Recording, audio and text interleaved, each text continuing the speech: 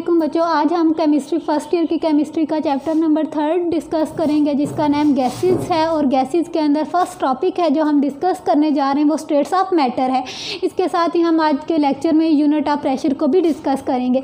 सबसे पहले हमारे पास जो आता है, हमारे पास स्टेट्स ऑफ मैटर हैं। तो आपको पता है कि स्टेट्स ऑफ मैटर कितनी है। स्टेट्स ऑफ मैटर जो हैं वो हमारे पास नेचर के अंदर एग्जिस्ट करती है। 4 स्टेट्स हैं जो वो हैं 4 स्टेट्स हैं। 4 स्टेट्स के अंदर कौन कौन सी आती हैं? सॉलिड,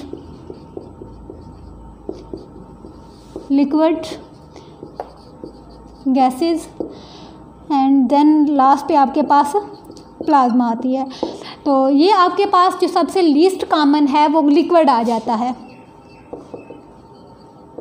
इसकी रीज़न भी मैं बताती हूँ कि ये कम क्यों पाया जाता है, लेस कॉमन इसको क्यों कहा जाता है। ये आपके पास जो आता है ये इस वजह से है क्योंकि आपके पास ये जो है लिक्विड है, इसके लिए आपके पास नैरो रेंज रिक्वायर होती है साले टेम्परेचर एंड प्रेशर की। जैसे आपके पास वाटर है, तो वाटर है जो आपके पास ये लिक्विड फॉर्म में एग्जिस्ट तो करता है, लेकिन जब इसका टेम्परेचर आप बढ़ा देते हैं, टेम्परेचर बढ़ाने की वजह से क्या होता है, वो गैसेज में कन्वर्ट हो जाता है। जब आप उसके बाद ये समटाइम ये आइस के अंदर कन्वर्ट हो जाता है जब इसका टेम्परेचर कम कर देते हैं आप। मीन कि इसके लिए आपको टेम्परेचर और प्रेशर की एक नैरो रेंज रिक्वायर होती है, तो इसलिए ये क्या है, लेस कॉमन है। इसी के साथ आप देखें आपके पास इनमें से गैसेस की प्रॉपर्टीज़ क्या हैं, लिक्विड्स की प्रॉपर्टीज़ क्या हैं। नेक्स्ट हमने इनकी प्रॉपर्टीज़ को डिस्कस करना है। सबसे पहले जो हम प्रॉपर्टीज़ डिस्कस करेंगे वो हमारे पास आ जाएगी गैसेस की। गैसेस की प्रॉपर्टीज़ को अगर हम डिस्कस करते हैं तो हमारे पास सबसे पहले जो चीज़ आती है वो ये है कि गैसेस का ना ही कोई डेफिनेट वॉल्यूम होता है और ना ही इसकी शेप होती है। Have definite shape are shape and volume. जो गैसेस का शेप या वॉल्यूम जो होता है वो वॉल्यूम ऑफ द कंटेनर होता है, वो शेप भी वही है। इसी के साथ आपके पास उसकी जो सेकंड है, गैस के मॉलिक्यूल्स के अंदर स्पेस बहुत ज़्यादा होती है। गैस के मॉलिक्यूल्स के अंदर स्पेस ज़्यादा होती है और इसके अलावा आपके पास जो गैसेस होती हैं इनके अंदर वीक इंटरमॉलिक्यूलर फोर्सेस हैं, लो डेंसिटी होती है इसकी। देन सॉलिड्स आर लिक्विड्स के गैसेस के अंदर ना ही उसकी कोई डेफिनेट शेप है ना वॉल्यूम है। इसके बाद हमने देखा है इसकी जो आपके पास वीक इंटरमॉलिक्यूलर फोर्सेस हैं। नेक्स्ट आपके पास लो डेंसिटी है। इसके बाद साथ में अगर हम देखें तो इसमें के अंदर कंप्रेसिबिलिटी का फैक्टर होता है। गैसेस को आप कंप्रेस कर सकते हैं। कंप्रेस आप किस बेस पे कर सकते हैं, क्योंकि इसके अंदर स्पेस होती है,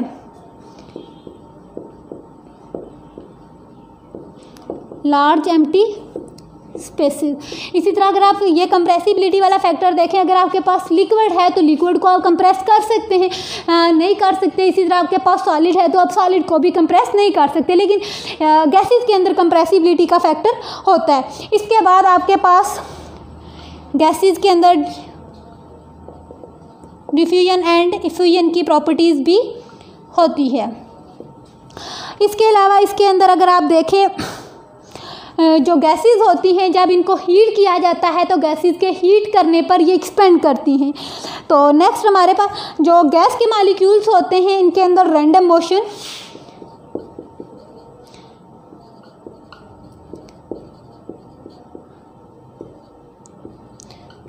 मोशन मीन के गैस के मॉलिक्यूल हैं जो वो कंटेनर की ऑल साइड्स के ऊपर रैंडमली मूव कर सकते हैं। इसके बाद अगर हम देखें तो हमारे पास आ जाती है लिक्विड्स की प्रॉपर्टीज़। जब हम लिक्विड्स की प्रॉपर्टीज़ को देखते हैं तो लिक्विड्स की प्रॉपर्टीज़ को हम गैसेस की प्रॉपर्टीज़ के साथ कंपेयर करके डिस्कस करते हैं। देखिए आपके पास गैसेस हैं जो ना इनका डेफिनेट वॉल्यूम है और ना ही शेप है। आप यहाँ पे देखें आपके पास जो लिक्विड्स हैं उनकी शेप तो नहीं होती, लेकिन आपके पास वॉल्यूम इसका होता है। मीन आप कह सकते हैं definite volume but no shape. Shape वही होगी जो कंटेनर की शेप होगी। इसके बाद हम देखते हैं कि इनके अंदर इंटरमॉलिक्यूलर फोर्सेस, इंटरमॉलिक्यूलर फोर्सेस का जो इसके अंदर ट्रेंड आता है वो आपके पास आता है सॉलिड्स और लिक्विड्स के, सॉलिड्स और गैसेस के दरमियान सबसे जो मैक्सिमम होती हैं इंटरमॉलिक्यूलर फोर्सेस।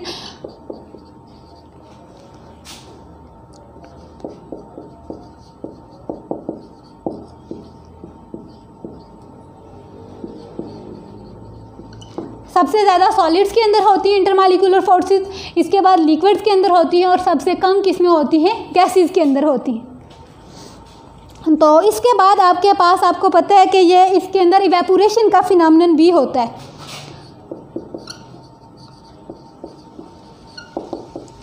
जो आपके पास वाटर होता है या कोई भी लिक्विड है वो जो आपके पास इवेपोरेट भी हो जाता है। इसके बाद जो नेक्स्ट है वो कंप्रेसिबिलिटी भी हम देख सकते हैं, no compressibility.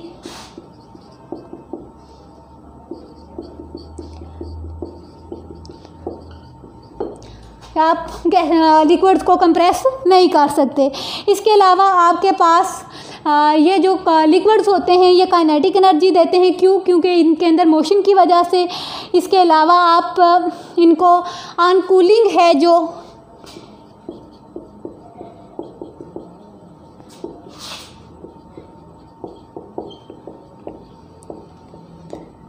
Convert to solids,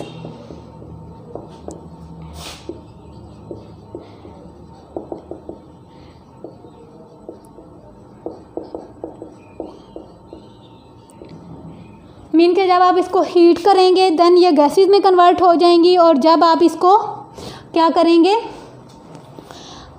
cool करेंगे देन ये सॉलिड में कन्वर्ट हो जाएंगी। इसी तरह आपके पास इसके अंदर लिक्विड्स के अंदर कंडेंसेशन का फिनोमेनन भी होता है, और साथ में आपके पास जो आ जाती हैं वो प्रॉपर्टीज़ आ जाती हैं किसकी, सॉलिड्स की। तो सॉलिड्स की प्रॉपर्टीज़ के अंदर आपके पास को पता है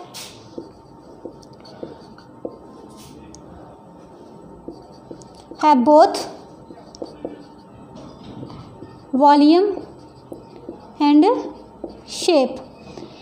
सॉलिड्स के जो आपके पास आ जाता है वो उसकी शेप भी होती है और वॉल्यूम भी होता है। जैसे आपके पास NaCl है, शुगर है, तो उसका भी शेप भी है और उसकी साइज भी है उसका। इसके बाद ही आपके पास स्ट्रॉन्ग मॉलिक्यूलर इंटरमॉलिक्यूलर फोर्सेस आ जाती हैं इसके अंदर। इसी तरह आपके पास जो सॉलिड्स हैं इनके अंदर ओनली वाइब्रेशनल मोशन होती है। जो सॉलिड के पार्टिकल्स होते हैं, सॉलिड के मॉलिक्यूल के पार्टिकल्स होंगे, वो कौन सी मोशन शो करते हैं, ओनली वाइब्रेशनल मोशन शो करते हैं।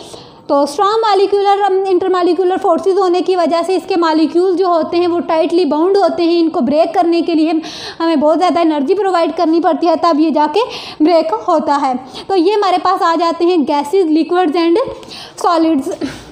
गैसेस के अंदर ना ही डेफिनेट शेप है ना ही वॉल्यूम है, लेकिन आपके पास लिक्विड के अंदर एक चीज़ मौजूद है, डेफिनेट वॉल्यूम है बट शेप नहीं है। इंटरमॉलिक्यूलर फोर्सेस हैं, देखें सॉलिड्स की मैक्सिमम है, इस साइड पे लिक्विड्स हैं, लिक्विड्स की कम है, और गैसेस की क्या है, थोड़ी सी जो गैसेस हैं इनकी बिल्कुल ही कम है। सबसे ज़्यादा सॉलिड्स के अंदर होती है, उससे कम लिक्विड के अंदर है, और जो लास्ट में है गैसेस के अंदर बिल्कुल कम होती है।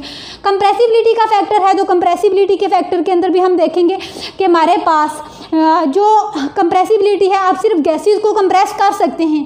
गैसेस को कंप्रेस किस वजह से कर सकते हैं, क्योंकि आपके पास जो गैस होती है, गैस के अंदर लार्ज स्पेस होती है, लार्ज एम्प्टी स्पेसिस के मौजूद होने की वजह से आप इसको क्या कर सकते हैं, कंप्रेस कर सकते हैं। लेकिन आप ना ही लिक्विड्स को कंप्रेस कर सकते हैं ना ही सॉलिड्स को कंप्रेस कर सकते हैं। इसके बाद यहाँ पे मैंने एक फिनोमेनन डिस्कस किया डेंसिटी का। तो इनकी डेंसिटी जो होती है गैसेस की कम होती है, लेकिन इन दोनों की जो होती है वो ऑलमोस्ट सेम ही होती है, लेकिन फिर भी थोड़ी बहुत लिक्विड्स की कम होती है, सॉलिड्स की डेंसिटी ज़्यादा होती है, ऑलमोस्ट इक्वल होती है। इंटरमॉलिक्यूलर फोर्सेस सॉलिड्स के अंदर ज़्यादा हैं, लिक्विड की उससे कम है, और सॉलिड की सबसे कम है। जब आप लिक्विड्स को कूल करते हैं तो वो सॉलिड के अंदर कन्वर्ट हो जाता है। लिक्विड्स के अंदर इसके अलावा इवेपोरेशन का फिनोमेनन भी है। तो इसके बाद आपके पास जो नेक्स्ट टॉपिक आ जाता है वो यूनिट्स ऑफ प्रेशर हैं। जब आप यूनिट ऑफ प्रेशर को देखते हैं, यूनिट ऑफ प्रेशर के अंदर आपने क्या करना है,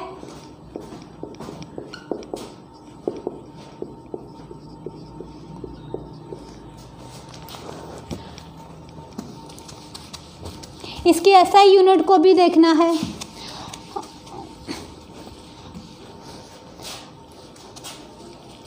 गैसेस को जब भी डिस्कस किया जाता है तो इसके अंदर दो चीज़ों को देखा जाता है।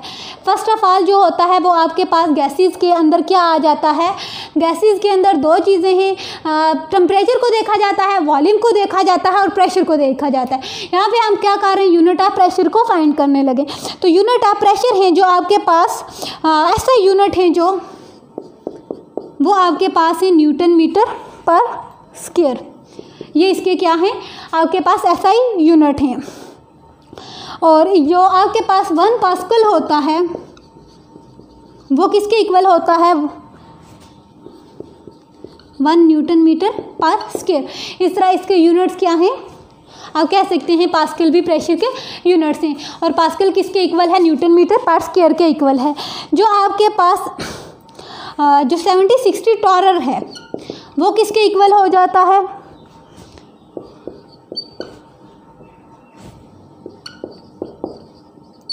10, 13, 25 पास्कल के इक्वल हो जाता है।